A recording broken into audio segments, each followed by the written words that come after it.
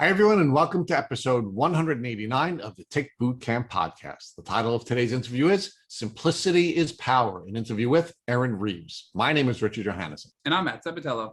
Matt, Erin taught us that mindset is binary, and you must have a positive mindset and identity in order to be able to heal from Lyme disease. And Rich, Erin was such a great interview. She taught us so many complex concepts and simplified them for us so they were easy to understand. And she taught us some things that we've never heard before in the Tick Boot Camp podcast. Matt, the simplicity in which Erin explained very complex concepts was absolutely brilliant. I think it's going to bless our followers, and we are really excited to introduce Simplicity is Power with Erin Reeves. Hey, Erin, and welcome to the podcast. Hi, thanks for having me today. Oh, we're really excited to have you, Erin. So, Erin, can you share with us where you're currently living and where you grew up? Right now, I am living in San Diego, California, but I grew up in Plymouth, Massachusetts. So you are an East Coast gal. In fact, you grew up in the Lyme Belt. Correct. So talk to us about what it was like growing up in Plymouth, Massachusetts. It was a pretty decent life. I had the forest behind me and the beach in front of me growing up. We lived in Plymouth for about 13 years before I moved. We lived in Somerville, just under Boston before that. And what was your educational experience like?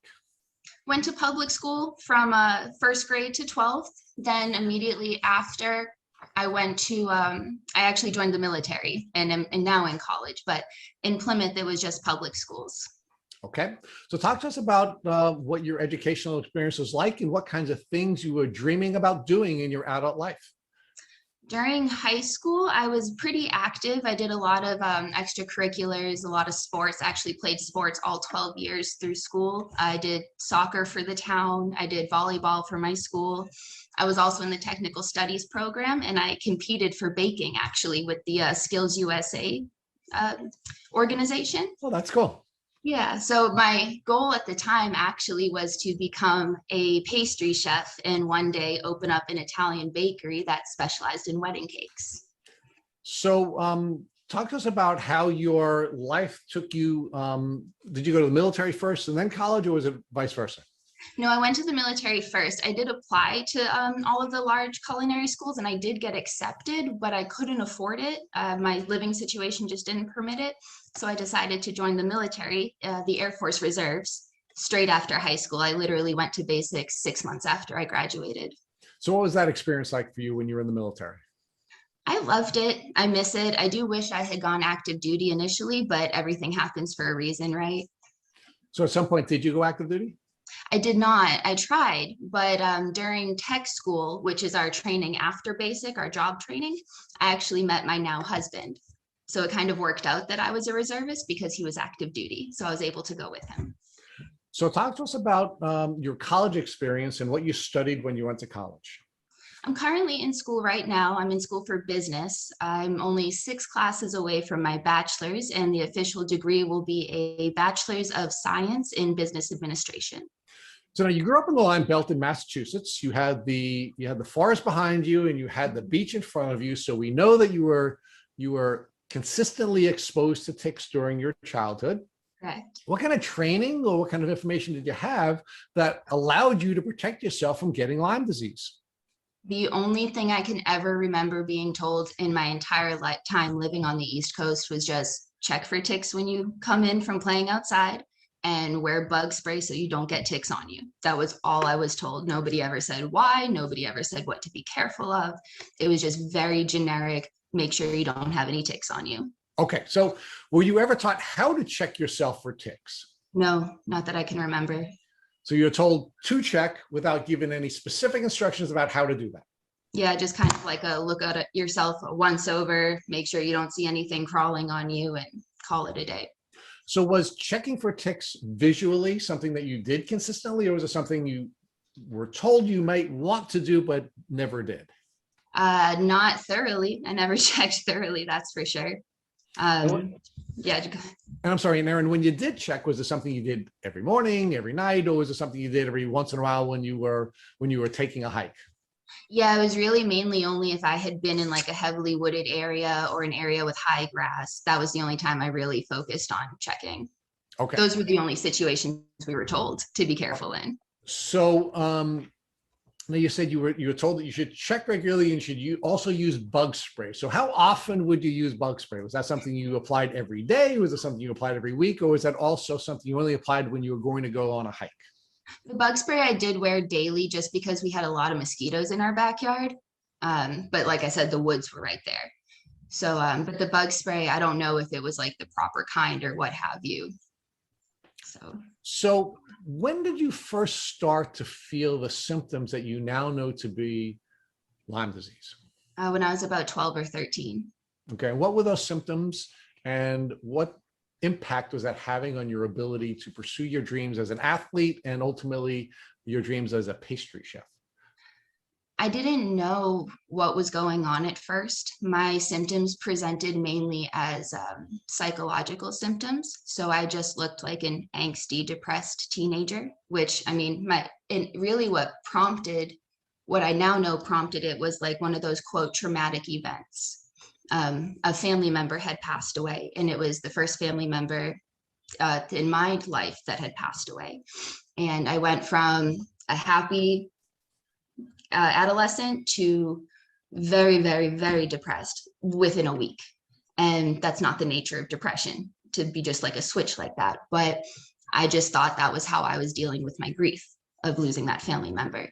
So it just presented that way. And I just kind of went through the next several years just being very depressed. And my academics took a hit. Sorry, go ahead. So prior to that switch being switched, do you recall having been bitten by a tick? I don't. Do you ever recall having been bitten by a tick? No, I never had a bullseye or anything. So talk to us about now, or any other type of rash which you would now describe as a Lyme rash. Oh, I'm not sure. Okay, so you had this traumatic event that occurred, and your symptoms begin to develop, and they're now taking off over the course of many years. So give us more details about the symptoms that you were feeling and how that was impacting your ability to succeed at school, to succeed socially, and to succeed as a member of your family. Yeah, mainly for me, it boiled down to feeling like I was kind of living an out-of-body experience is really how I can sum up my symptoms. It was like I was living, but I was watching myself live life. I didn't feel connected to myself. And so the depression kind of confused me because I didn't feel like there was a true reason to feel that way, which then made me anxious. And I tried to say that I felt unwell to family, and I was just told I was a hypochondriac. So I kind of just disassociated for years, and that impacted everything. I lost my not will to live, but pretty much. Okay, so let's dig a little bit deeper into your family interaction. So you were feeling this depersonalization, that you were outside of your body. Were you describing that to your family members in detail, and what family members were you describing it to? No, I didn't, because I thought I was a depressed teenager. So I just stuck to myself, locked myself in my room. My parents actually didn't even know that anything was wrong, because to them, I presented as a happy-go-lucky teenager because I tried my best to keep up with life as normal. And were you hiding your true feelings so that no one would see that you were feeling the way that you are? Yeah, because I didn't want them to see me suffering. So what mask were you presenting so that others wouldn't know that you were suffering from this depersonalization? Just keeping up with everything as much as I can, pushing myself to the limits to stay above water. I'm tired all the time, brain fog, so that my grades were slipping, and that was a problem. Looking back on it now, there's not one area of life that hadn't been affected by what I now know was Lyme. Now, you said that you're spending most of your time in your bedroom, so I'm assuming you were having some social challenges as well, where you were not interacting well with your peers. Talk to us about what your personal relationships were like at that time. I had a very, very small friend group. It was more, looking back, it was more or less of like the outcasts, if you will. But I also tried to be friends with everybody. I tried to be very personable because, again, I didn't want it known that I was suffering. And what impact did your Lyme symptoms have on your ability to be the friend you wanted to be to everyone, or even the friend you wanted to be to the small group of outcasts that you were hanging out with at that time? It made it difficult. Crippling anxiety didn't help. The guilt that I would feel when I felt too unwell to interact with people, that made it really difficult. I carried a lot of guilt for a long time because of that. So at some point, did you share with your parents or your friends or the school nurse that you were dealing with these depressive symptoms? They found out eventually. There was some self-harm involved, and that's when everybody kind of woke up to it. But even after that, all I was asked to do was see the school therapist once. And then people just kept, I really got treated differently afterwards. It was like my worst nightmare come true. People were like apprehensive of how they were approaching me now, which is exactly what I didn't want. So again, I went back to faking that I was okay so that people would stop asking me if I was okay. So why was it bothering you that people were asking you if you were okay after you had engaged in some form of self-harm? I didn't like the attention because in my eyes, it was negative attention. This wasn't a good thing going on. And I didn't like the stigma around it. And I just wanted to be left alone. So talk to us about the energy that you had at that time and whether or not all of the energy you had to put into wearing the mask and being someone that you weren't and hiding your feelings impacted your level of energy and the fatigue that you were feeling generally. And I was asleep for at least 2 periods of school every day because I had insomnia too because of the anxiety. So it was just a constant fatigue that until I started getting treated properly, I didn't even know I was feeling because it had become so much part of myself. And how long after the onset of your initial neurological / psychological symptoms developed did you begin to get proper treatment? 15 years almost. So talk to us about what it was like during the course of those 15 years and how these symptoms now developed before you were properly diagnosed. I think once I moved out of my parents' house, once I got married, that was another one of those like traumatic events because it was the first time leaving my family's house really. And I started steadily gaining weight. The depression was still there. So I sought the help of a psychiatrist finally and a therapist. Went on the mental health medication route and the therapy route, and that did not help. They kept adding medications, still under the assumption that it was major depressive disorder and nothing else, because all of my normal blood labs were fine consistently for years. So now I'm thinking, am I actually crazy? Because on paper, everything looks fine in the 6 years that I've been in the military. So everything was very, very hidden. So I ended up gaining 70 pounds in 3 years before getting my diagnosis, which was very difficult. And then finally, I actually started working for the physician who ended up diagnosing me. So we'll get to that in a minute. Let's talk about the weight gain. Do you believe that the weight gain was a result of the medications you were taking, or was it the result of the progression of your emotional and neurological symptoms causing you to suffer this as a symptom? It was certainly a combination of all of that. Due to the anxiety, I was binge eating. The depression, I was drinking a lot once I was of age. That didn't help. Come to find out, I actually also was diagnosed with celiac disease, and I didn't know that. So this whole time I'm gaining weight and I'm binge eating, I'm eating everything that contains gluten, not knowing I'm actually making myself worse. So let's talk about first the emotional impact that the weight gain was having on you, and then we're going to talk about the physiological impacts of it. So you said that gaining the weight was not good. So what did you mean by that first emotionally? Emotionally, it definitely took a toll on me because my entire life I had been a relatively fit, athletic woman, and now I am. And you couldn't really see the weight on me because I'm so tall. I'm 5'10". At my heaviest, I was 218. But from having been so athletic to now not appearing athletic, that was hard for me to deal with. Now, is that something that caused you to have a change of identity where you saw yourself as being someone who had been a fit person and that was an important element of your identity, to you now being somebody who is no longer fit? Yes, it kind of created a pseudo identity crisis, which made my still out of body experience that I'm having worse. Made me feel even more separated from myself. So give us more details about what that depersonalization was like. Meaning, can you give us a description of what it's like to be out of your body and watching your life taking place, and how that impacted your health?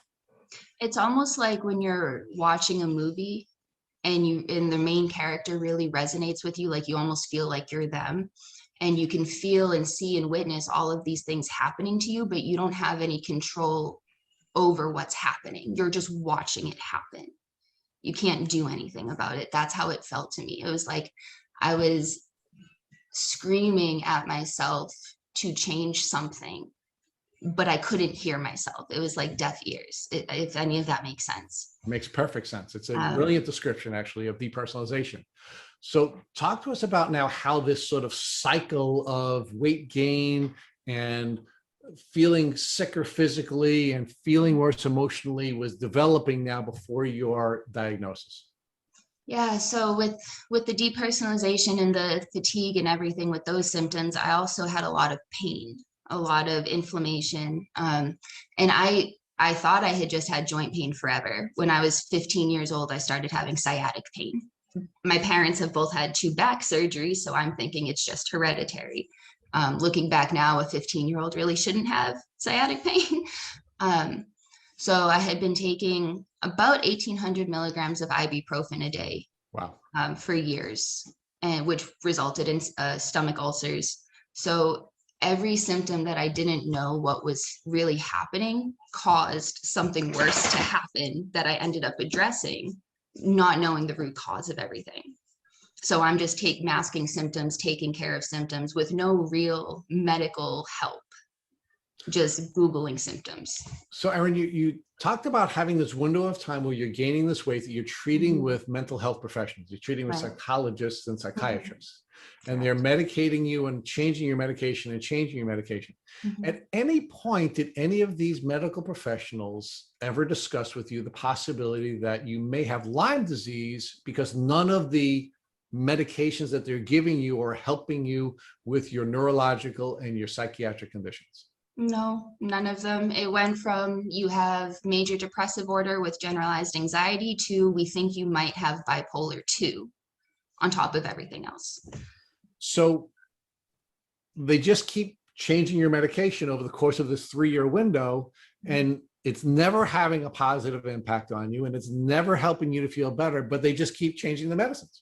They keep changing it. They kept adding. At one point, I was on 4 different mental health medications. And I kept telling them, I said, look, I think it got me to a new plateau, but I don't really feel better. I feel a little less bad, but I don't feel better. And so that's when they would add or change. Okay. So you said that you ultimately were diagnosed by a doctor that you went to work for. Talk to us about that doctor and the relationship you developed with that doctor. I truly feel like I owe that doctor and that clinic everything, honestly. So I found them on Indeed when I moved out to California from Florida, because I was working as a medical assistant at the time. And it was a rheumatology center that I had never worked in rheumatology before. So I didn't think anything of it. I hadn't heard back from them in about a week, but then they gave me a call, asked me to come in for an interview that day, and I was hired on the spot. Then 2 weeks into training in my new position, I was training on this diagnostic tool they used there called thermography, which is just thermal imaging. And it's one of the tools that that doctor uses for diagnostic stuff. And I had the PA who works under that doctor there come look at what the side of my arm looked like on the thermal imaging. The scale we used was like a gray scale, and it looked like I was covered in leopard prints. And then we looked at my back and it was all leopard print. So I looked to the PA and I said, what did that mean? And she said her words were, you should probably get a referral to be seen here as an actual established patient. And did you do that? I did. And how was that experience different than any other doctor you were treated with prior to going to that doctor's office? It was the first time I actually felt heard by a medical professional. It was the first time I left an appointment feeling better and feeling understood, in that I felt like I actually had answers for the first time and like I wasn't actually crazy. All right, so let's pause there for a second. Mhm. You had seen many doctors before you went to see this doctor, and you had a lot of different symptoms that you were bringing to your doctors. And one of the things that I always like to try to tease out is how much of the diagnostic failure is based on the failure to properly train doctors, and how much of the diagnostic challenges are presented by people wearing a mask and not really sharing all their symptoms as part of the disease. How much of you think the diagnostic challenges that you faced before seeing this doctor were generated by your disease and your failure to properly or fully explain everything that you had? And how much of it do you think was based on the medical training failures or the mindset failures of the doctors you were treating with before? I think it's about 50-50, as much as I think a lot of patients like myself would like to completely blame doctors. I also didn't know the right questions to ask or how to advocate for myself. Had I known better, obviously I would have. Now, as far as the medical professionals, I think there is a gross lack of training for them, because if any of those doctors had just ordered another test, another blood test, a more specific blood test, we could have known long before. Now, Erin, you were working as a medical professional yourself. Correct. So talk to us about what you learned during any of your training or any of your experience about Lyme disease during that window of your career. Until I started working for that rheumatologist, I didn't learn anything about Lyme disease at all. So now, in your experience as a medical professional, what were the differences that you would observe between the people who had interacted with doctors and had a good experience and the people who interacted with doctors who had a bad experience? Meaning, were there some people that just garnered better responses from doctors, or were the doctors just not good at gathering the information they needed to gather to properly help the people who were with them? I think, sorry, brain fog. Can you repeat your question? Yeah, so I'm asking you now, when you were a medical professional, Right. and you were now working with doctors and patients. Right. Now, observing the interaction between the doctors and the patients that you saw, not when you were a patient, but when you were watching other patient and doctor interactions, what type of doctors and what type of mindset did they have when they were serving patients the best? Let's start with that first. I think the doctors that I've seen that served patients the best were much more open to listening to the patient and asking the patient follow-up questions to dig deeper. Okay, now let's talk about the patients you saw who got the best results. How do they behave differently when interacting with their doctors than the patients who didn't get as good a result?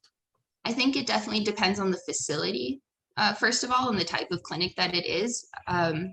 Honestly, I think sometimes the patients who don't ask questions and just kind of yes the doctor through the appointment are the ones that get the better treatment, because I feel like the doctors sometimes get offended if you offer information that they might not have thought of, and they don't take to that very well because they're the doctor, so they should know, right? But they're the doctor, so they should know, right? So now let's fast forward to your interaction with the doctor that you're now working for, right? And you said he was very different than any other doctor that you had seen before, including, I guess, the doctors that you had worked with professionally. He listened to you. Correct. Now, how did he signal to you that he was willing to listen to you? And how did that impact you as a patient giving information to a doctor that was different than any way that you had given information to a doctor before? He was the only doctor that asked me if I had any idea what was causing my symptoms, not just what my symptoms were. He wasn't trying to treat my symptoms. He was trying to find the root cause of them. And that was unlike any experience I had had. And how did that make you feel? And why did that cause you to give this doctor more information than you had given any doctor before? I felt like I could trust him. It felt like he was open to any information that I had, regardless of his status as a physician and my status as a patient. He would prompt questions if I seemed confused or like I didn't know how to explain what was going on. It was just it was such a different experience that it's hard to explain. I think you explained it brilliantly, and it sounds to me like this is a doctor who wanted a partnership with you. Mm-hmm. This was not a doctor who was looking to tell you what you needed to do. Right. It really felt like he was on my side. Like I finally had somebody rooting for me, other than the support systems I had, but a medical professional rooting for me to get better.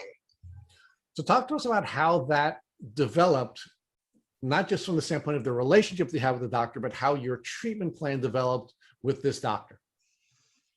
So the treatment plan, since this doctor actually diagnosed me, was extremely targeted to what was causing all of the issues. And what also helped is the clinic that I worked at, there were 8,500 patients registered to that clinic. So I now had a place where I could go where 8,500 other people felt the exact same way I did. And that was a weird feeling. It was the most reassuring feeling, but it was weird to be in that environment. So Erin, talk to us about how this doctor did diagnose you and how that diagnostic journey was different, because you finally got to a diagnosis after suffering from these same symptoms and seeing many doctors over 15 years. Mm-hmm. So like I mentioned, it started with that diagnostic tool, the thermography that I was learning about. And it turns out that the leopard print on my body was a sign of the infection Bartonella, which is a common Lyme co-infection, right? So once we saw that, that's when I came back in a week later and we drew, I think, 12 to 15 tubes of blood. There were probably 27 tests on the paper. None of those have ever been tested before this experience. It was the most specific testing I had ever seen. So this chance experience you had with using the thermography machine gave the doctor the clue that he needed, along with doing a thorough interview that triggered him to now test your blood in a way that no one else had before. Correct. So when the blood test came back, what did they find? That I had 3 positive Lyme bands, one of which, according to this doctor, was rare as far as Lyme's concerned. It was the P18 band. And for him, that was the diagnosis. We also did another test through Galaxy Diagnostics to see if I had Bartonella, and both strains of Bartonella came back as high as they run. So I was diagnosed with Lyme plus multiple co-infections. So Bartonella, as well as Mycoplasma pneumonia, celiac, and those were the main ones. So Erin, walk us through, now that you have these test results, what you started to do to treat the Lyme and the Bartonella. So I started with oral antibiotics for the Lyme. I was doing low doses of azithromycin daily, as well as some supplements that were recommended from the physician. The azithromycin I was on for about 18 months, taking about a month break here or there in between. Now, actually, I'm doing the Bicillin LA shots, which are kind of like a penicillin, but it's an antibiotic injection that I get every 2 weeks. So when you did the 18 months of the antibiotic at first, walk us through what that was like. Did you start to feel better pretty quickly? Did you herx? Walk us through the beginning of your treatment journey. The beginning was okay, and then it got really rough in the middle, but my physician did tell me at the beginning that if I wanted to go down this route, because they were so sure that it was already in its chronic form, that I was most likely going to get worse before I got better. And I definitely did. I'm still in the middle of that stage right now, but at least knowing the diagnoses, it makes a huge difference. But so yeah, things got worse when I started treatment. Had worse fatigue, worse body aches. My joints were killing me.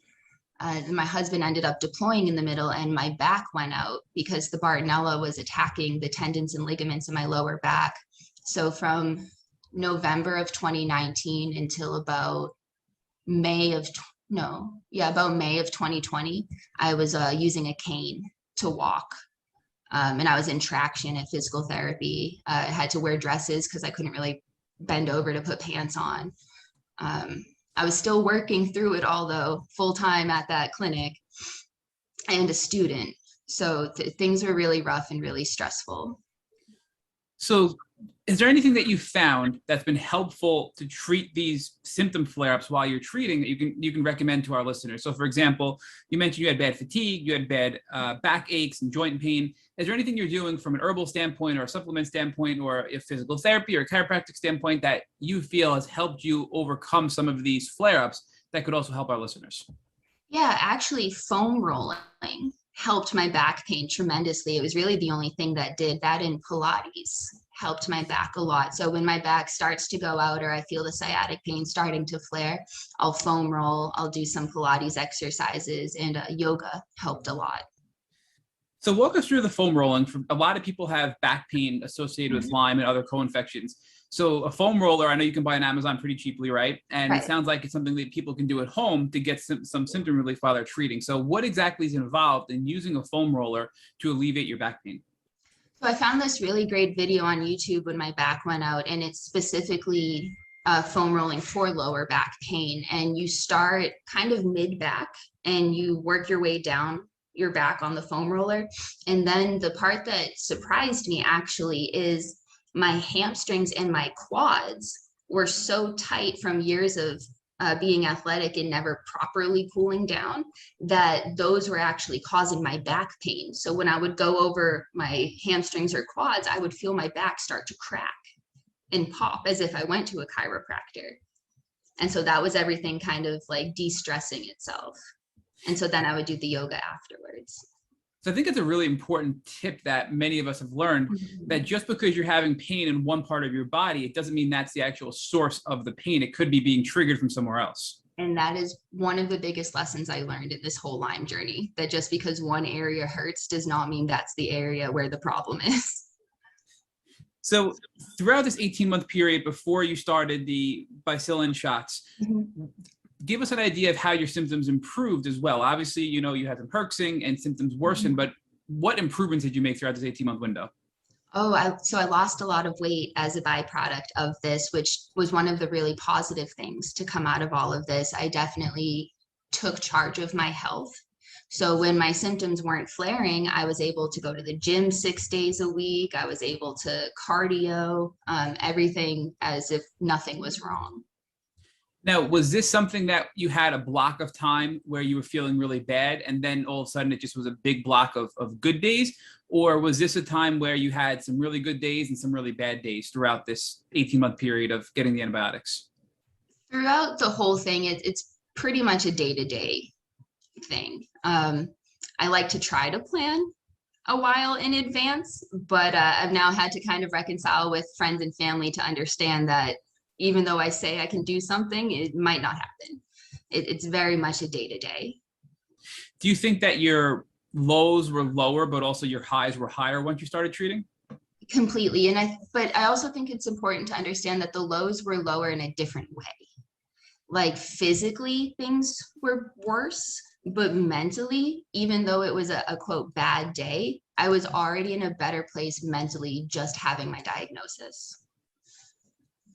So just knowing what was going on or being able to blame any of the weird symptoms on Lyme made it easier for me to deal with it because it wasn't me. I could separate it from myself. So Erin, a lot of people, once they get their Lyme diagnosis, maybe try something, don't have great success, and then they get stuck and don't treat. And some people stay there for years, sometimes decades. Yeah. What advice would you give those people who are afraid of either A, thinking they're never going to get better, or B, I don't want to get worse than I am today? Well, here's a question. Do you want to be miserable, or do you want to be miserable with a plan on getting better? That's really what it is. Either way, you're going to feel like crap. So do you want to feel like crap with an ultimate goal of remission, or do you want to just feel like crap? That was what I was faced with. So let's expand upon that though. So do you believe if people don't treat that are in that scenario, that they're going to get worse with no purpose? But in your situation, you're treating, you are having flare-ups, but you're treating with purpose. I do think that's what it is. So walk us through now what made you decide to stop the 18-month period of your azithromycin and then pivot to getting these injections of the Bicillin. I was plateauing with my treatment. So we just got to a point where my numbers weren't improving as steadily as we wanted them to. So we decided, oh, and I started having stomach issues that the Bartonella kind of threw off. I ended up getting a mast cell reactions, and that's where my food allergies came into play. But I'm so sorry, I lost my train of thought. Nope, I was asking why you changed the treatment course, and the you plateau. plateaued essentially, right? Yeah. So you did just mention mast cell, which is very common with Lyme disease. So talk to us about how you and your doctor identified that you were experiencing mast cell activation and what you did to now address that. So originally what had happened is I was just eating foods like normal, like I had for the past 20 odd years of my life, but some foods after I would eat them, I would feel really nauseous, or I'd feel feverish, or I would break out in hives like all over my body and see visible inflammation that wasn't there prior to eating whatever food. Was there any testing that you did with your doctor? So for example, were there any lab work, any blood work, or any testing to identify that you for sure had mast cell? We didn't do the blood test for mast cell. We did do an allergy test though, and we did do a histamine blood test. So we ruled out everything else until the doctor finally said that, yes, that's what we think is going on. But we just stayed treating the Bartonella specifically. The changes we made once we identified that that was most likely the cause is we ended up doing the allergy test, like I said. So I'm on a very, very limited diet. And we ended up doing some GI testing as well to see what was going on there, which was also another reason why we stopped the oral antibiotics. I ended up with a few stomach infections because of it. So were your GI testing that you did, was there any indication or overlap with the GI tests that had something to do with the mast cell, or was that separate from the mast cell? They actually played off each other. It turned out that I had 2 strains of Candida overgrowth in my gut, and the Candida actually showed up as one of the things on my allergy test that I was severely sensitive to.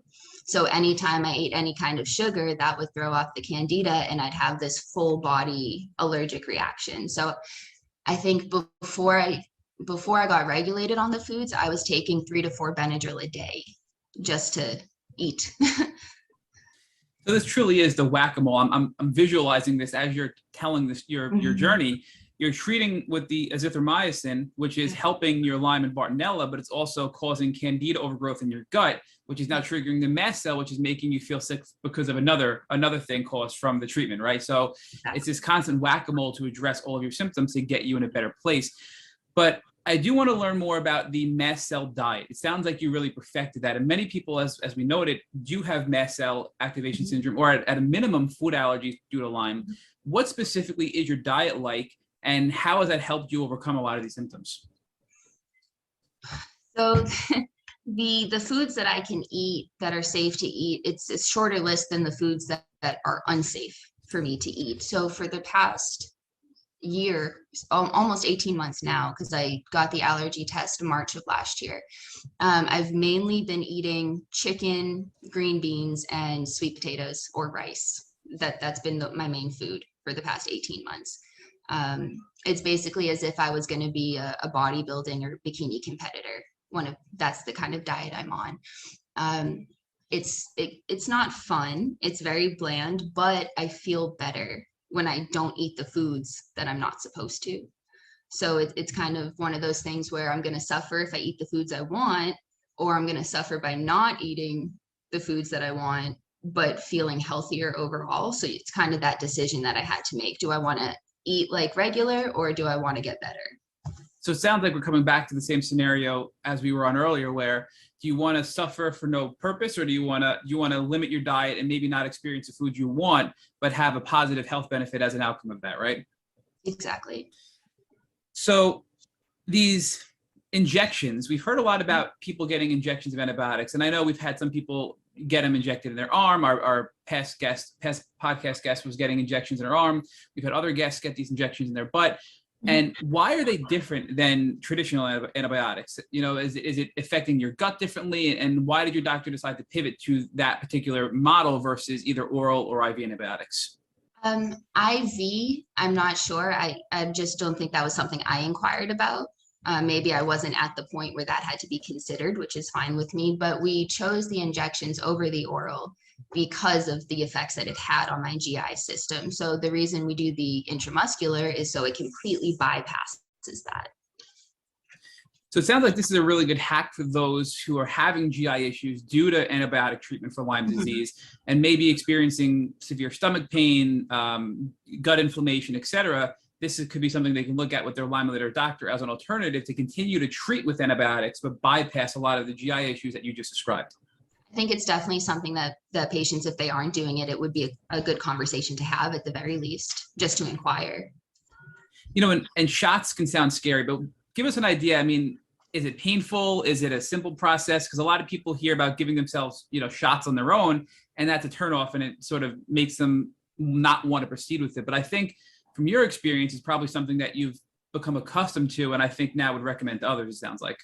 Well, the good thing is I don't have to give them to myself. I go to my doctor and it's injected in the office. So that way, if anything happens, I'm already at the office. They're not really painful. It really depends on your pain tolerance and how you deal with needles. But there's lidocaine that's mixed to it when it's reconstituted, because I get the powdered form, because there's two different forms of it. And you can use cold spray, which is like a topical numbing. I don't really use that. I think that hurts worse, but to each their own. So now it's been about a total of 2 years since you've been treating now, about 18 months of the azithromycin and a few months now of these injections. Yes. Has there been anything else that you've done aside from those two items alongside those treatments that have been helping you as well? Meditating, actually. I've just recently started that this year, and that's helped a lot. It's helped with my anxiety primarily. I'm sleeping better now with it. And then trying to stay active has actually helped. I have a very busy mind. So on my days that I'm feeling well enough, I'm bouncing around my house, making as much use of the energy as I have while I have it. So let's talk about the first part of that answer that you gave us, which is the meditation. Mm-hmm. I know it's hard for me to grasp that concept. Prayer is one thing, but meditation is a very difficult concept. And I think for many people that have an overactive nervous system or an overactive mind. So how are you able to bring yourself into a place where you can meditate and get to that point of peace when you, as you noted, have such an overactive body and mind yourself as well? It was difficult, especially with my Bartonella, because I did a pseudo scan that showed I do have some neurological disorder. So I'm always in fight or flight, which is why I started the meditation. And I was never one to really believe in meditation until I actually tried it and gave it an honest effort. And that has helped give me the tools to hinder panic attacks when I feel them coming on. It's taught me how to breathe properly to calm myself down, and it's made the anxiety more manageable for sure. So when you mentioned the fight or flight results from that test, I think a lot of people in the Lyme community think that they may be stuck in a fight or flight mode as a result of all the trauma that comes with Lyme disease. What specific testing was it? I think many of our listeners would be interested in knowing how to run tests that can be indicative of if they are stuck in fight or flight or not.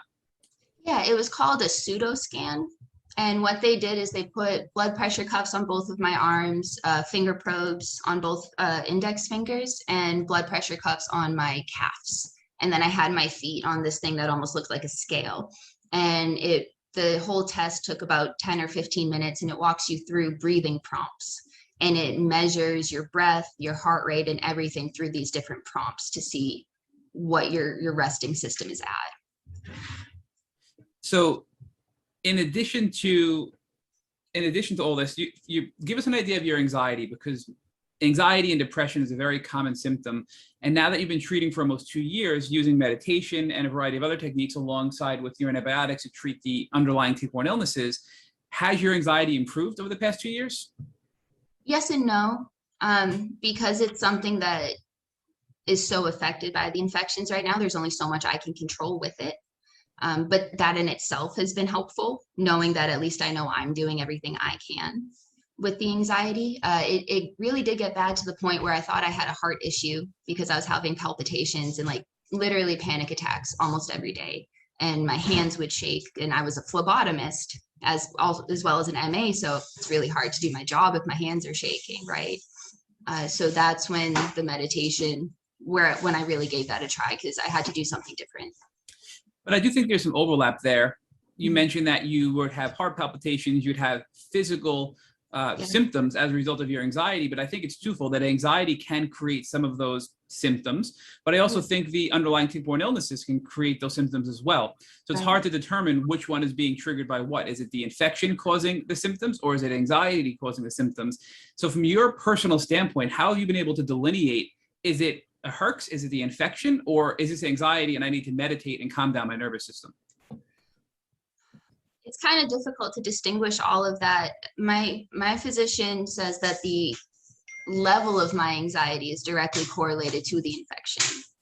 That being said, I just kind of see it all as the anxiety, if you will. So I just treat it as, it's not my anxiety or the Lyme's anxiety. It's just the Lyme's anxiety. It has nothing to do with me. So I'll take care of it separately, because for me, it's really important to separate it from myself. So you did also mention that you would exercise when you can to help alleviate a lot of your anxiety and also your overactive mind. So many people, when they hear that in the Lyme community, counter with, I'm bedbound or I'm very limited. So are there any exercises that you do or can recommend to people that are extremely limited from a physical standpoint that can help them at least get their body moving, hopefully generate some endorphins and help them heal from that physical movement? Honestly, yoga. Slow, easy yoga. It's easy on the joints. There are many videos online to take things slow. There's actually a lot of yoga you can do in your bed. So that's a really great way, because that at least gets you moving a little bit. You feel like you're doing something, and it's physical exercise. So you're hitting all the buttons there. Do you do anything else from a detox standpoint? Because it sounds like you're doing a lot of kill off with these tick-borne illnesses. So are you doing anything to open up your drainage pathways to allow your body to purge, to die off of these toxins? If I remember to, I take activated charcoal to help bind to everything. I use the hot tub in my apartment. I do Epsom salt baths. I also have a little personal pop-up sauna that I use sometimes to help sweat out everything. And talk to us about binders, because we did a post a few weeks ago about binders, and we got a lot of questions about timing and what medications you can and cannot take binders with. So is there a particular time frame you have to take your binders? Meaning, can you take other medication and then directly have to take your binders, or that you have to space that out with your other medications? My physician advised taking it about 2 hours away from everything else.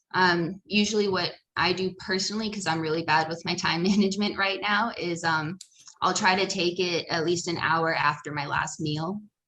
So that way I know I'm full till my next meal and it's not interfering with the nutrients that I'm trying to get.